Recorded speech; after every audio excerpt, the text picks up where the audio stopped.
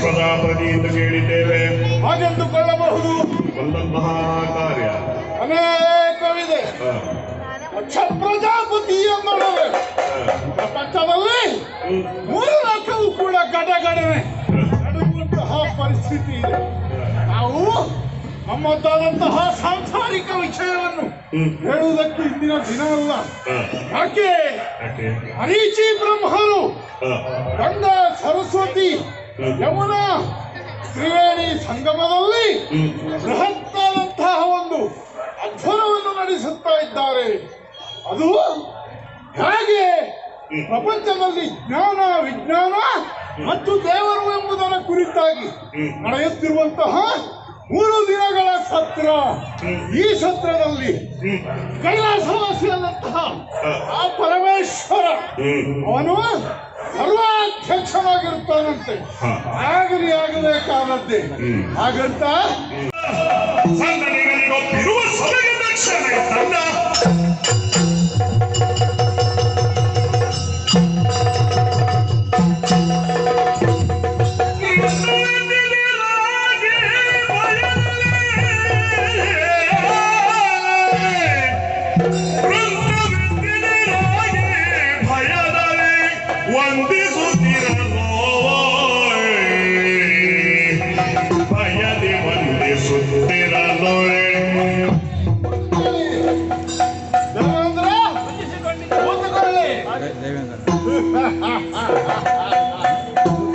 ನೀನು ಮೊನ್ನೆ ಬಂದಿದ್ದೀಯಾ?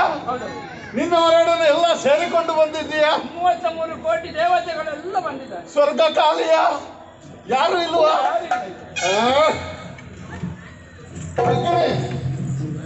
ಈಗ ಯಾರು ಬೆಂಕಿ ಹಾಕಲಿಕ್ಕೆ ನೀನಿಲ್ಲಿ ಎಲ್ಲ ಇದ್ದವ ಆಗಿರಲ್ಲ ಇಲ್ಲಿಯೇ ಸಂಗಮದಲ್ಲಿ. ನೀವು ಬಂದಿದ್ದೀರಿ, ಬಹಳ ಸಂತೋಷ. ಹಿರಿಯರು ಜ್ಞಾನವೃದ್ಧರು ನೀವು ಬಂದಿದ್ದೀರಿ, ಬಹಳ ಸಂತೋಷ. ನಮಸ್ಕಾರ. ನೀವು ಬಂದಿದ್ದೀರಿ, ಬಹಳ ಸಂತೋಷ. ನೀವು ಎಲ್ಲರೂ ಬಂದಿದ್ದೀರಿ, ಮಹರ್ಷಿಗಳು ಮನುಮುನಿಗಳು ದಿಕ್ಪಾಲಕರು. ಆದಿತ್ಯ ನೀನು ಬಂದಿದ್ದಿ, ಬಹಳ ಸಂತೋಷ.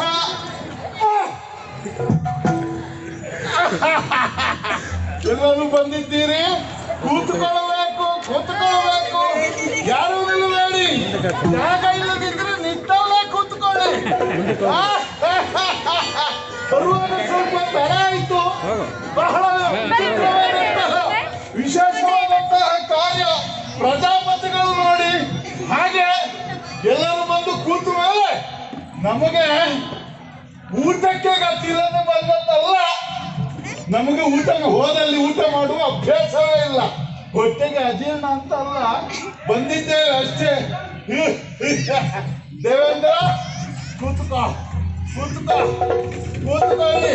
ಹಾಗೆ ಸಭೆಯನ್ನೊಮ್ಮೆ ಇನ್ಯಾರೆಲ್ಲ ಇದ್ದಾರೆ ಅಂತ ನೋಡಬೇಕು.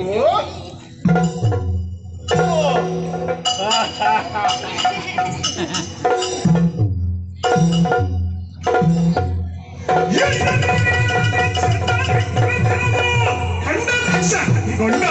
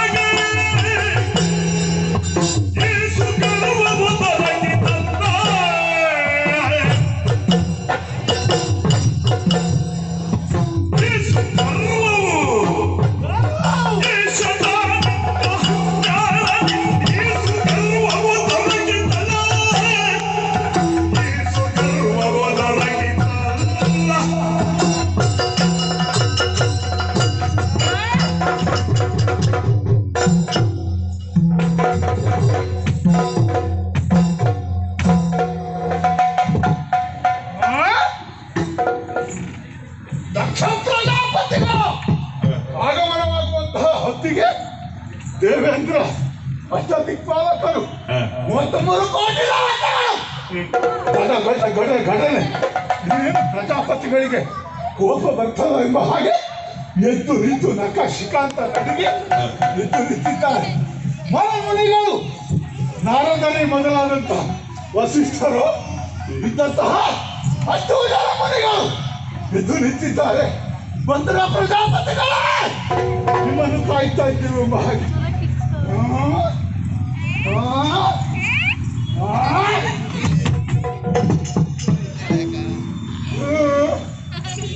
ಏನಾಗಿದೆ?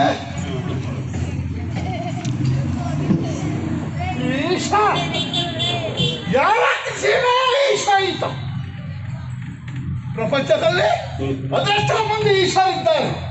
ಇವ ನೋಡಿದ್ರೆ ನೀನು ಈಶ ಅಲ್ವಾ? ದೇವೇಶ ಅಲ್ವಾ? ದೇವತೆಗಳಿಗೆ ಈಶ. ನೀನೊಬ್ಬ ಈಶ, ಇನ್ನೊಬ್ಬ ಮೃಗರಾಜನಿದ್ದಾನೆ, ಅವನು ಮೃಗೇಶ, ಇನ್ನೊಬ್ಬ ನರೇಶ. ಇವ ಎಂತ ಈಶ? ಇವ ಸತೀಶ, ಹೆಂಡತಿ ಗಂಡ ಅಂತ ಅರ್ಥ ಅಷ್ಟೇ. ಇವನಿಗೆ ನಾವು ಬಂದದ್ದು ಗೊತ್ತಾಗಲಿಲ್ವ? ಇವ ಸರ್ವಾಧ್ಯಕ್ಷನಾಗಿರಬಹುದು. ಇಂದಿನ ದಿನಕ್ಕೆ ನಾನು ಕೂಡ ಅಧ್ಯಕ್ಷ ಅಲ್ವೇನೋ? ನಾನೇನು ಅವರ ಅಧ್ಯಕ್ಷ ಇವತ್ತಿಗಲ್ಲ, ಬಾಯ್ಲಿ ಅವ ಇಲ್ಲಿ ನಡೆಯುವಂತಹ ಸತ್ರದ ಅಷ್ಟೂ ದಿನಕ್ಕೆ ಅಧ್ಯಕ್ಷ, ಸರ್ವಾಧ್ಯಕ್ಷ ಪೀಠ. ಮಾಡ್ಲಿಕ್ಕೆ ಏನಿಲ್ಲ, ಕೊಡ್ಲಿಕ್ಕೂ ಇಲ್ಲ, ಸುಮ್ಮನೆ ಕೂತ್ಕೊಳ್ಳುವುದು. ಉತ್ಸಾಹ ಮೂರ್ತಿ ಅಂತ ಹೆಸರು. ಇಂದಿನ ಈ ದಿನ ನಾನು ಅಧ್ಯಕ್ಷ, ನನ್ನ ನೇತೃತ್ವದಲ್ಲಿ ಚರ್ಚೆ ಆಗಬೇಕಾಗುವುದು.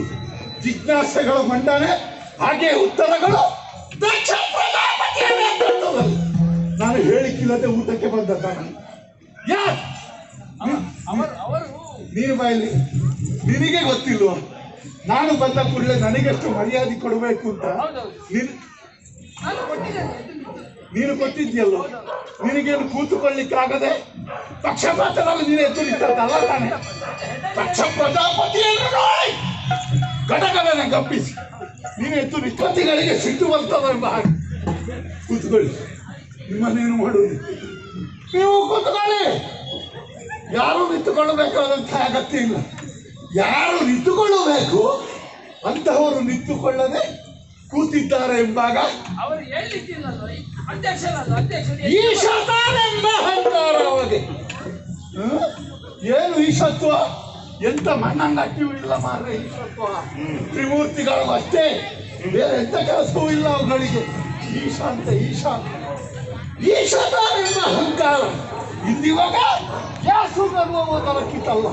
ಇಷ್ಟಾಗಬೇಕಾದ್ರೆ ಇವನಿಗೆ ಅಲ್ಲ, ನೀನು ಹೇಳಿದಾಗೆ ಸರ್ವಾಧ್ಯಕ್ಷ ಪೀಠದಲ್ಲಿ ಕೂತಿದ್ದಾನೆ. ಒಂದು ವೇಳೆ ಅಲ್ಲಿಂದ ಎದ್ದರೆ ಆ ಜಾಗದಲ್ಲಿ ಇನ್ಯಾರಾದ್ರೂ ಕೂತುಕೊಳ್ಳುತ್ತಾರೆ ಎಂಬಂತಹ ಒಂದು ಮನಸ್ಸಿನ ಕುತೂಹಲವ ಅಲ್ಲ ಭ್ರಮೆ ಇದ್ರೆ ಇನ್ನೊಂದು ಕೆಲಸ ಮಾಡ್ಲಿಕ್ಕೆ ಆಗುದಿಲ್ವಾ?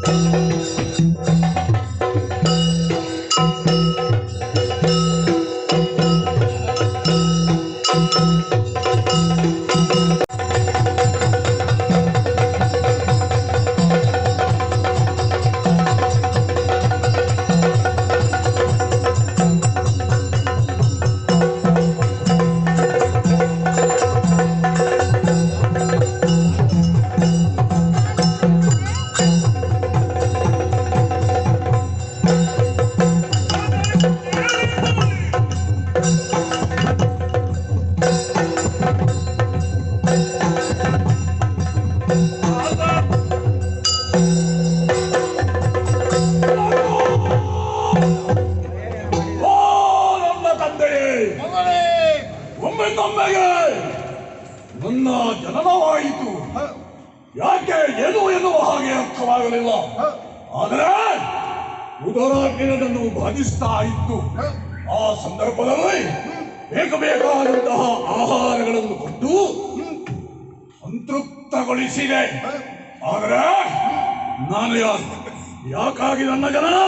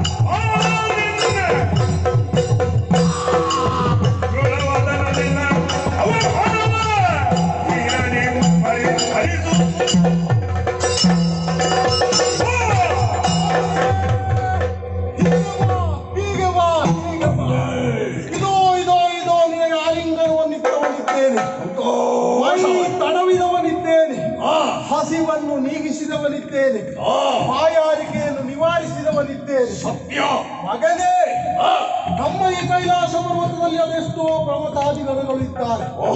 ಅವರದ್ದು ಒಂದೊಂದು ರೀತಿಯಾದಂತಹ ಕಥೆಗಳಾದರೆ ನಿನ್ನದು ಬೇರೆಯೇ ರೀತಿಯ ಕಥೆಗಳು.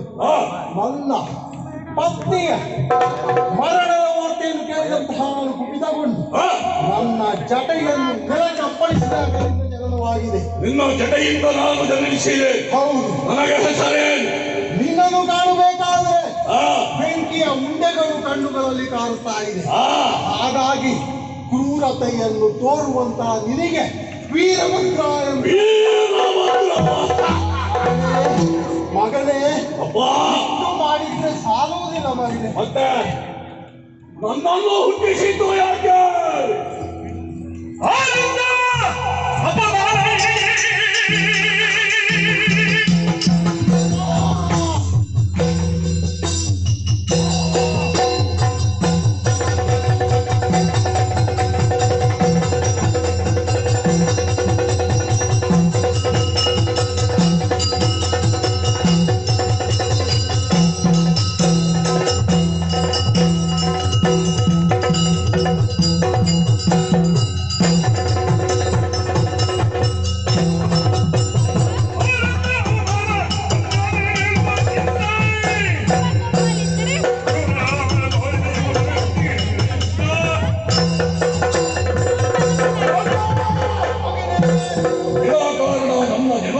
ಕಾರಣವೇ ಇರುವುದಕ್ಕಿಲ್ಲ.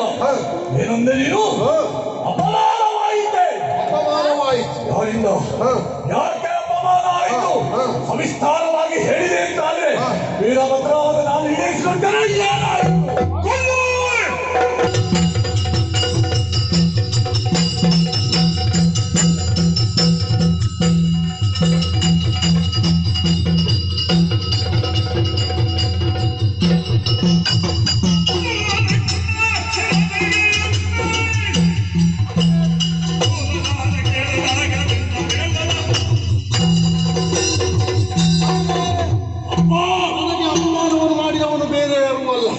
ದಕ್ಷ ಪ್ರಜಾಪತಿ ಅವನಿಂದಾಗಿ ನಿನ್ನ ಉಪಯೋಗ ಸಾವಾಗಿದೆ. ಹಾಗಾಗಿ ಏನು ಎತ್ತ ಅಂತ ಕೇಳಬೇಡ, ನೇರವಾಗಿ ಅವನ ಊರಿಗೆ ಹೋಗಿ ಆ ಯಜ್ಞವನ್ನು ಧ್ವಂಸ ಮಾಡಿ ಅವನನ್ನು ಹೋಗಿ ಬರ್ತೇನೆ. ಶುಭವಾಗಿ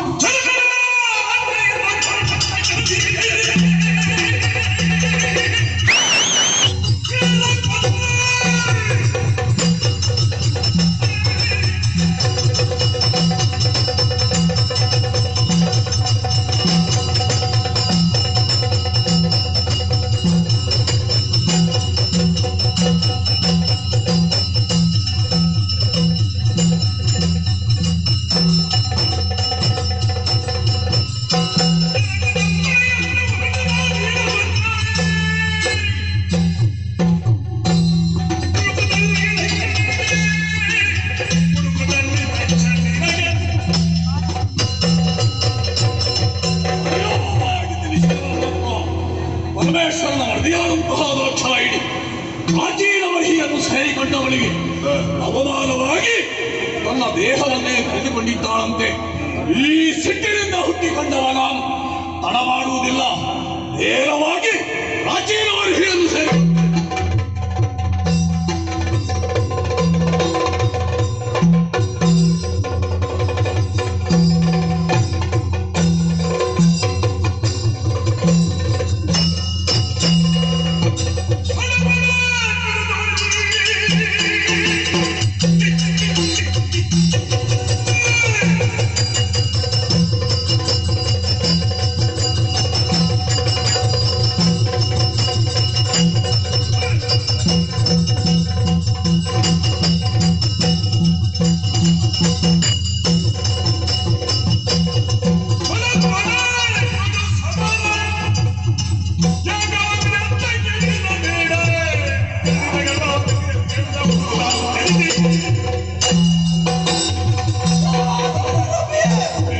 ಒಮ್ಮೆ ನಮ್ಮನ್ನ ಯಾಗ ಪ್ರವೇಶವನ್ನು ಮಾಡಿ ಇತ್ತು ಸಿಕ್ಕವಾದವರೆಲ್ಲ ಓಡಿಸ್ತಾ ಮುಂದುವರಿಯುತ್ತಾ ಇದೆಯಲ್ಲ. ಎದುರಿಗೆ ಸಿಕ್ಕವ ಸಾಮಾನ್ಯ ಅಂತ ಭಾವಿಸಿ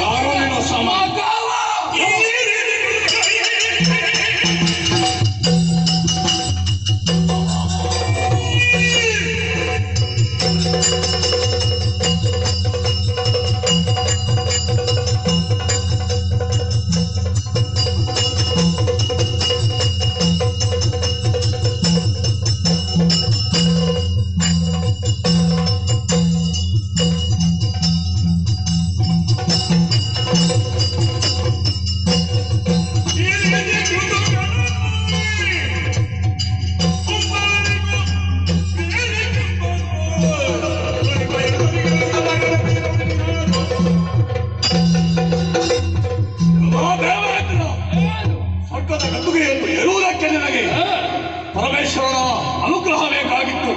ಈ ಹೊತ್ತಿನಲ್ಲಿ ನಿರೀಶ್ವರ ಯಾಗವನ್ನು ಮಾಡುವುದಕ್ಕೆ ಮುಂದಾದಂತಹ ದಕ್ಷನ ಜೊತೆಗೂಡಿದ ನಿನಗೆ ಪಾಠವನ್ನು ಕಲಿಸುವುದಕ್ಕಾಗಿ ಬಂದಿದ್ದೇನೆ.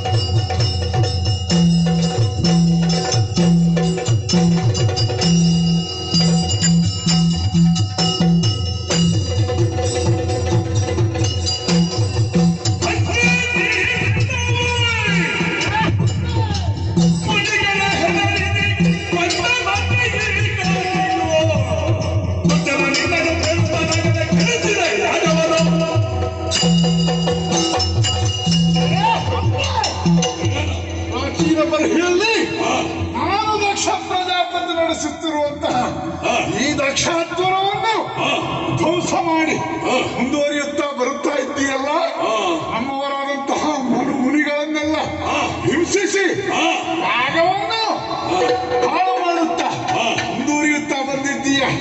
ನಮ್ಮವರಾದಂತಹ ಎಲ್ಲರನ್ನು ಸೋಲಿಸಿ ದೇವೇಂದ್ರಾದಿ ಮುಕ್ಕೋಟಿ ದೇವತೆಗಳನ್ನು ಕೂಡ ಸೋಲಿಸಿ ಹೋಗಿ ಆಯ್ತು ಯಾಗವನ್ನು ಧ್ವಂಸ ಮಾಡುವಂತಹ ಯಾಗ ಧ್ವಂಸಿಯೇ, ಯಜ್ಞ ಧ್ವಂಸಿಯೇ, ಕಾಲ ಸ್ವರೂಪಿಯೇ ಯಾರು ನೀನು? ಏನಕ್ಕೆ ಬಂದ?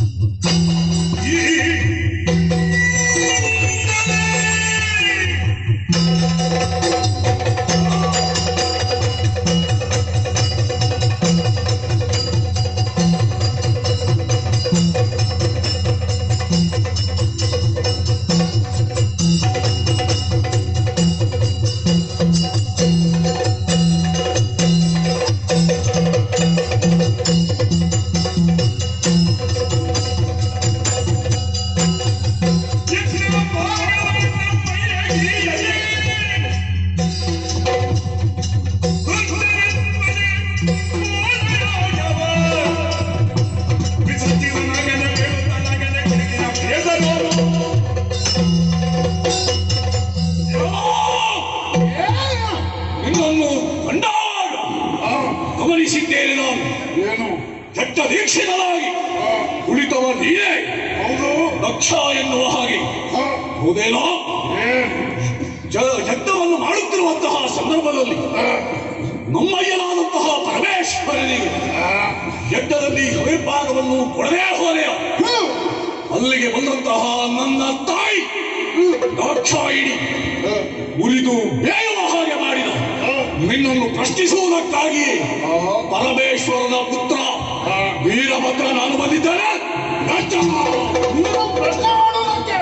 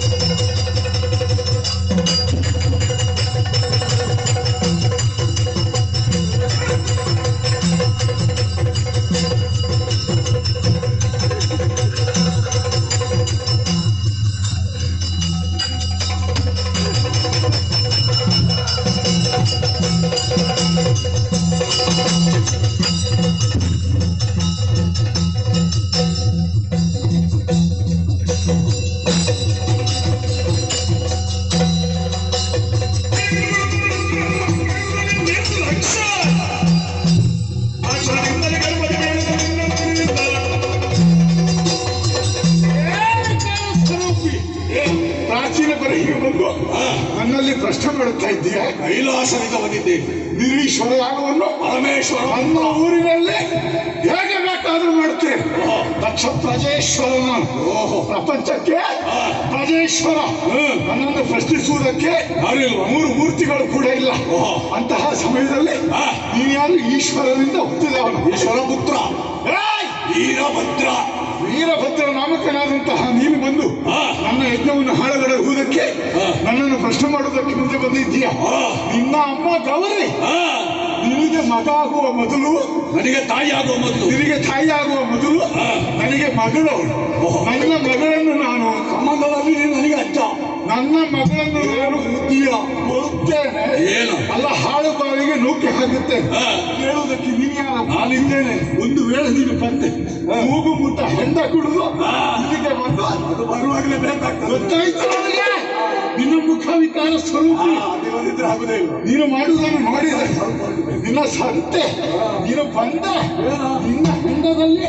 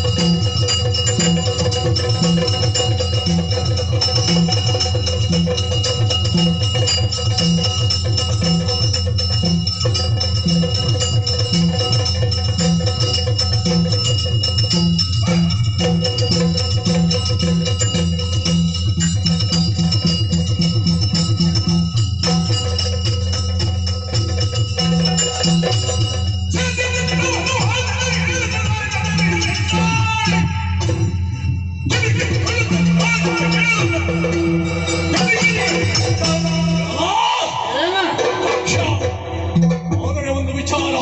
ಏನ ಈ ಹೊತ್ತಿನಲ್ಲಿ ನನ್ನ ಕಾಲಿಗಾಗಲಿ ನನ್ನ ಅಪ್ಪನಾದಂತಹ ಪರಮೇಶ್ವರನ ಕಾಲಿಗೆರಗಿದರೂ ಕೂಡ ಬದುಕುವಂತಹ ಅವಕಾಶವನ್ನೇ ಕಳೆದುಕೊಂಡಂತಹ ಪಾಪಿ ನೀನು. ನಿನಗೆ ಸರಿಯಾದ ಶಾಸ್ತಿಯನ್ನು ಮಾಡ್ತೇನೆ.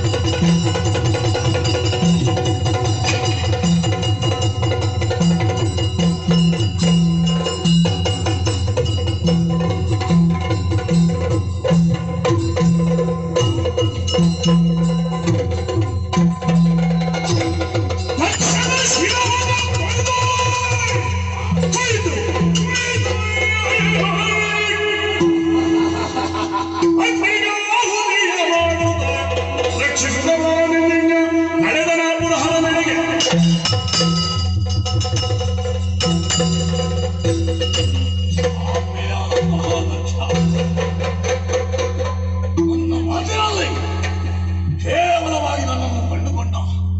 ಆದರೆ ಫಲಘೋರವಾದಂತಹ ಸಂಗ್ರಾಮದಲ್ಲಿ ದಕ್ಷನ ಶಿರವನ್ನು ಕತ್ತರಿಸಿದ್ದೇನೆ. ಆಮೇಲೆ ಉರಿಯುತ್ತಿರುವಂತಹ ಹೋಮಗುಂಡಕ್ಕದನ್ನು ಅರ್ಪಿಸಿದ್ದು ಆಯಿತು. ಆದರೆ ಒಂದು ವಿಚಾರ, ದಕ್ಷ ಪ್ರಜಾಪತಿ ಮಾಡಿದಂತಹ ಯಜ್ಞ ಅಪೂರ್ಣ ಎನಿಸಕೂಡದು ಎನ್ನುವುದಕ್ಕಾಗಿ ಶುಕಮುನಿಗಳಾಡಿದಂತಹ ಮಾತು, ಅದಕ್ಕಾಗಿ ರುಂಡದಿಂದ ಮುಂಡ ಬೇರ್ಪಟ್ಟಂತಹ ದಕ್ಷನ ಶಿರಕ್ಕೆ ಆಡಿದ ತಲೆಯನ್ನು ತಂದು ಜೋಡಿಸಿದ್ದು ಆಯಿತು. ತನ್ಮೂಲಕವಾಗಿ ಪೂರ್ಣಾಹುತಿ ಎನ್ನುವುದನ್ನು ಮಾಡಿ ಮುಗಿಸಿದ್ದು ಆಯಿತು. ಹಾಗೆಯೇ ಇಲ್ಲಿಯವರೆಗೆ ಭಕ್ತಿಯಿಂದ ಶ್ರದ್ಧೆಯಿಂದ ಈ ದಕ್ಷಯಜ್ಞ ಎನ್ನುವಂತಹ ಕಥಾನಕವನ್ನು ಯಾರು ಆಡಿದ್ದಾರೋ, ಯಾರು ಆಡಿಸಿದ್ದಾರೋ, ಯಾರು ನೋಡಿದ್ದಾರೋ, ಯಾರು ನೋಡಿಸಿದ್ದಾರೋ ಅಂತಹವರಿಗೆ ನಾವು ನಮ್ಮಗಂಡು ಬಂದಂತಹ ಆ ಪ್ರಭು ಪರಮೇಶ್ವರ ಸಕಲ ಸನ್ಮಂಗಳವನ್ನು ಉಂಟು ಮಾಡಲಿ ಎಂದು ಹೇಳುವುದರೊಂದಿಗೆ ಸಭ್ಯ ಸಭಿಕರಲ್ಲಿ ಈ ಕಥೆಗೆ ಮಂಗಳವನ್ನು ಹಾಡುವುದಕ್ಕೆ ಅಪೇಕ್ಷಿಸುತ್ತೇನೆ. ಭದ್ರಂ ಶುಭಂ ಮಂಗಳಂ.